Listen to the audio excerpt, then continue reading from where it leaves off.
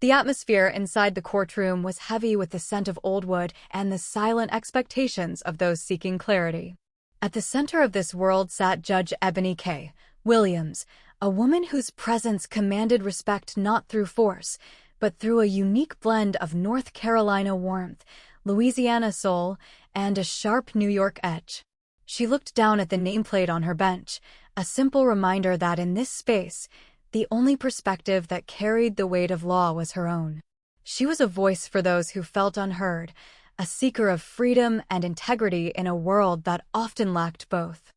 The first case of the afternoon brought two young women before the bench, Grace Lee and Farah Garcia. They had once shared a life, a romantic partnership that spanned nearly 2 years, but today they stood on opposite sides of a divide that no bridge of words seemed able to cross. Grace, the plaintiff, sought the sum of $1,000. Her eyes were clouded with the lingering pain of a heartbreak she had not seen coming. She began her story by explaining that she was suing because she felt lied to. She believed that they were building a future together, a belief so strong that she had placed a holding fee of $2,000 down for a new apartment. When the relationship collapsed and the move never happened, the landlord only returned half of the deposit, leaving Grace with a loss of $1,000 that she felt Farah should cover. Judge Ebony listened with patient attention, her gaze shifting to Farah Garcia. Farah looked surprised, almost bewildered by the turn of events.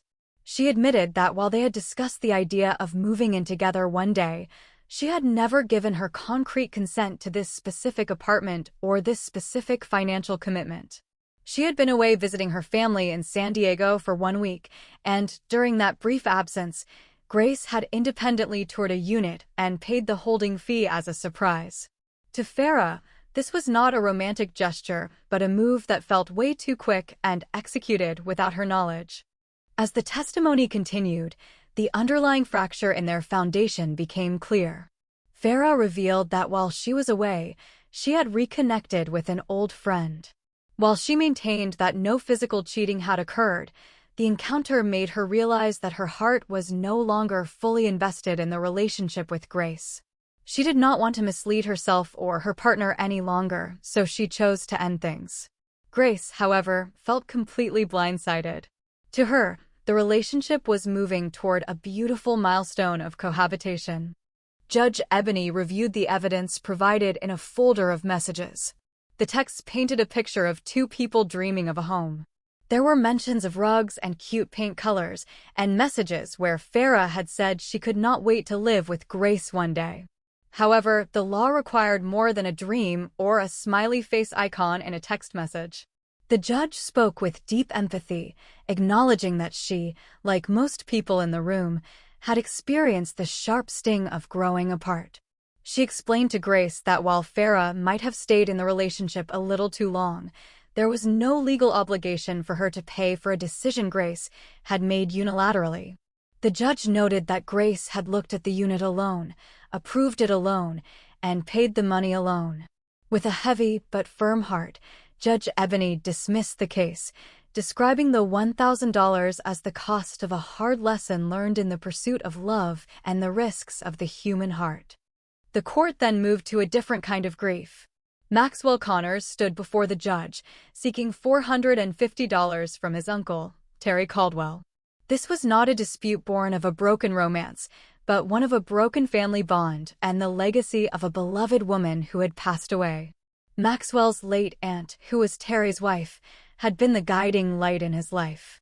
She had introduced him to the world of theater and acting, a passion he was now pursuing as a career. Before she passed away in October, she had sent Maxwell a screenshot of theater tickets she had purchased for a show in Chicago scheduled for December. It was intended to be a gift for him, a final shared experience between a mentor and her protege. Tragically, the aunt passed away 2 months before the show. When Maxwell approached his uncle to ask for the tickets, he was met with a cold reality. Terry had already sold them. Terry argued that he faced financial hardships and needed to recoup the costs, pointing out that the tickets had been purchased using his credit card. He claimed that the tickets were never personally handed to Maxwell and therefore remained his property to sell. Judge Ebony's expression shifted from empathy to a stern, quiet intensity. She asked Terry a direct question, forcing him to answer under oath.